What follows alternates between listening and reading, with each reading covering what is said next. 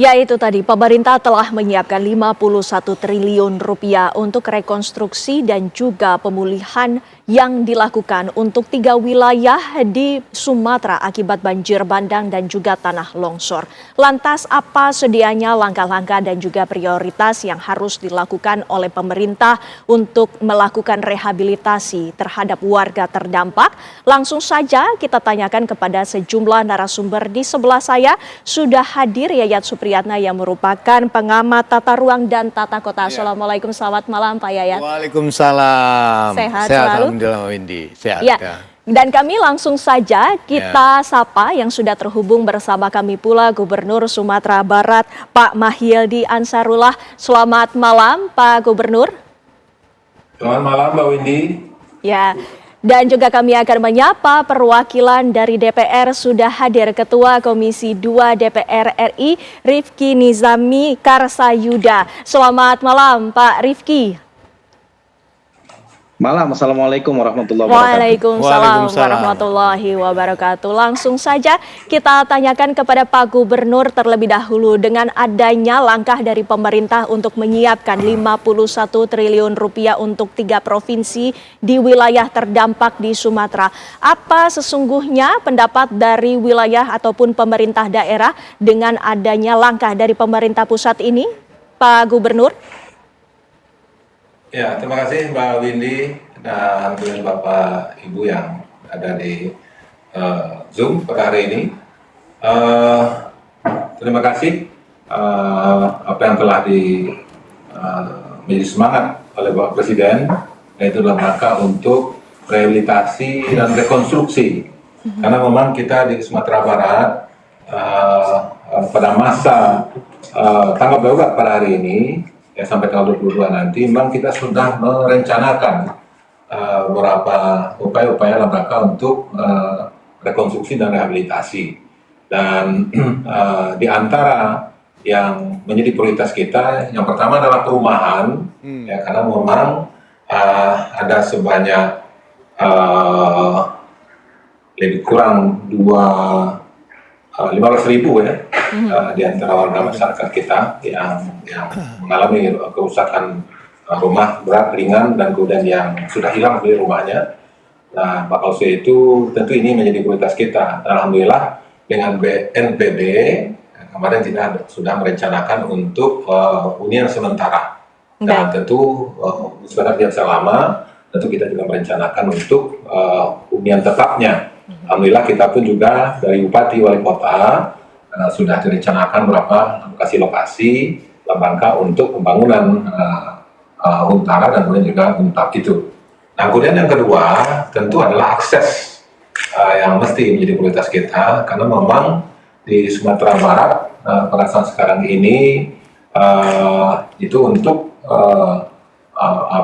jalan yang terban, jembatan yang patah, yang rusak, yaitu jumlahnya banyak titik, lebih 100 titik. Nah, maka itu tentu ini juga adalah merupakan langkah kedua. Dan setelah itu yang lebih menjadi prioritas lagi adalah itu normalisasi sungai-sungai kita yang memang di banyak daerah yang sedimen sekarang ini luar biasa, sehingga di pelebaran aliran sungai, apalagi dengan adanya potensi curah hujan selanjutnya, tentu ini juga akan menjadi tantangan dan ancaman pada masyarakat kita. Nah, oleh itu tentu normalisasi sungai-sungai ini juga menjadi prioritas selanjutnya yang mesti kita lakukan, sehingga nanti ketika normalisasi sungai-sungai ini kita lakukan, maka kita juga akan bisa melakukan perbaikan terhadap lahan-lahan pertanian, lahan persawahan, dan kemudian juga kolam-kolam ikan yang jumlahnya tidak kurang dari 25.000 hektar. Yang mesti kita lakukan rehabilitasi untuk itu. Dan kemudian setelah itu tentu bagaimana juga kaitan jembatan juga menjadi prioritas kita. Nah, khusus itu apa yang menjadi perencanaan dari Bapak Presiden, tentunya sesuatu yang kita sambut baik, dan insya Allah dalam saat sekarang ini kita sedang mempersiapkan perencanaan dan kemudian juga anggaran yang akan dibutuhkan untuk masing-masing titik tersebut. Dan sebahagian kemarin kami sudah sampaikan langsung kepada Menteri PU, ya, dan mudah-mudahan ini sudah menjadi pembicaraan untuk dialokasikan anggaran dalam rangka untuk pelaksanaan. Samping itu juga, Mbak Windy, karena memang tahun 2024 yang lalu kita juga mendapat musibah, yaitu di daerah sekitar Gunung Merapi dan kemudian daerah pesisir selatan, itu juga belum terlaksana pada tahun ini. Nah, untuk itu kita khawatir ini perlu memang dukungan dan perhatian dari Pak Presiden dalam rangka untuk mempercepat Sabodam itu yang direncanakan, yang kita usulkan kemarin ada sebanyak 25, itu belum ada yang terlaksana tahun 2025 ini. Sementara kejadiannya 2024. Demikian juga beberapa jembatan yang terjadi pada sebelumnya. Baik, Pak Gubernur. Pak Rifki, ini kita baru saja mendengar hanya dalam satu cakupan saja untuk wilayah Sumatera Barat. Ini kan cakupannya sangat besar, ada 3 provinsi. Ada banyak sekali faktor-faktor yang perlu direhabilitasi dan juga direkonstruksi. Pak Rifki. Ya, Komisi 2 DPR RI itu memiliki kewenangan konstitusional dalam urusan pemerintahan daerah, tata ruang dan pertanahan, aparatur negara selain urusan-urusan lain ya. Tetapi kemudian 3 urusan inilah yang paling relevan untuk kita bicara dalam konteks rekonstruksi pasca bencana di Aceh, Sumatera Utara dan Sumatera Barat.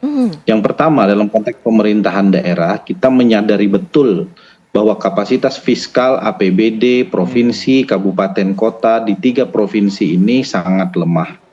Provinsi Sumatera Barat misalnya tempat Buya Mahyeldi ini APBD-nya 45% disumbang oleh PAD, 54%-nya disumbang oleh transfer keuangan daerah atau APBN yang ditransfer ke APBD.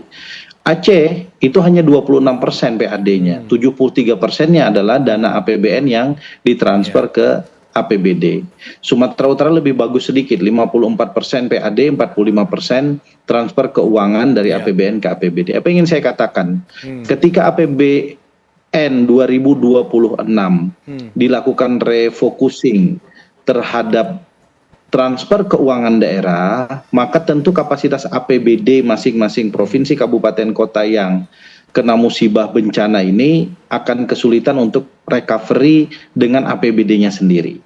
Nah, karena itu yang bisa dilakukan Komisi 2 meminta kepada Kementerian Dalam Negeri untuk melakukan negosiasi, menyampaikan kepada Presiden transfer keuangan daerah untuk 3 provinsi dan kabupaten kota di dalam provinsi yang terkena bencana itu TKD-nya dipulihkan, tidak direfocusing, tidak dipotong untuk tahun 2026. Yang kedua tentu kita akan melakukan evaluasi kembali terhadap APBD mereka masing-masing tahun 2026 agar kebutuhannya jangan terlalu banyak untuk belanja yang tidak penting, tetapi justru ingin mengembalikan atau melakukan recovery terhadap kegiatan-kegiatan pasca bencana ini. Ini yang penting saya kira yang bisa dilakukan dalam konteks anggaran. Selain tentu kita berharap seluruh instansi vertikal, apakah itu Kementerian Pekerjaan Umum, Kementerian Pemukiman Perumahan Rakyat, dan kemudian Kementerian Perhubungan dan seterusnya yang berhubungan langsung dengan infrastruktur dasar yang dibutuhkan,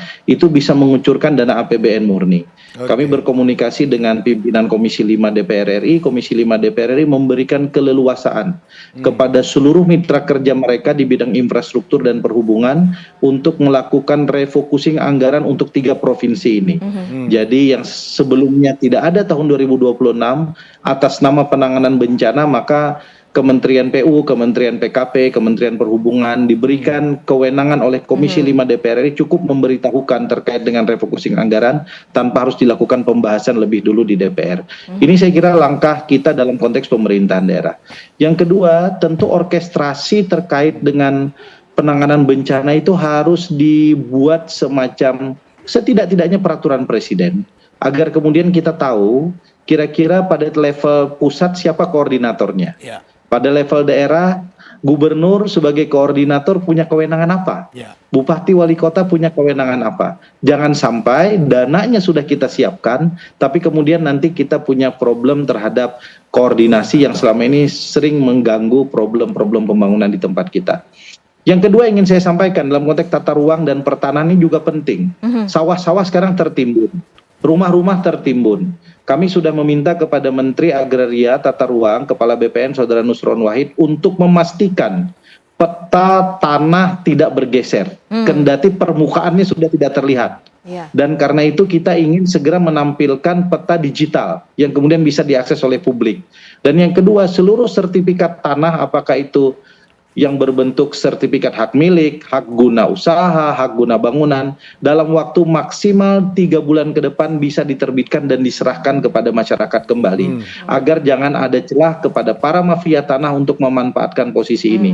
Kami memberikan penekanan, pengawasan yang kuat kepada Kementerian ATR BPN, jangan sampai mafianya ada di kantor ATR BPN, di kantor pertanahan masing-masing, di kanwil masing-masing, memanfaatkan situasi pasca bencana. Yang ketiga yang tidak kalah penting dalam konteks pelayanan kependudukan. KTP hilang, kartu keluarga hilang, akte kelahiran hilang. Kami meminta kepada Dirjen Dukcapil untuk segera membuka layanan itu. Dan yang keempat, yang tidak kalah penting, kami meminta kepada Kemenpan RB dan BKN untuk memastikan seluruh ASN bekerja. Jangan sampai atas nama bencana mereka tidak bekerja, tidak melayani rakyat. Itu kira-kira komitmen Komisi 2 DPR RI. Iya, tentunya tadi juga sudah disinggung mengenai tata ruang. Ini yang menjadi permasalahan, ada 3 provinsi yang memiliki kontur yang berbeda-beda. Lantas apabila dibangun di lokasi rawan bencana, ini juga menjadi permasalahan ya Pak Yayat. Ditahan dulu, nanti kita bahas selengkapnya usai jeda pariwara berikut ini.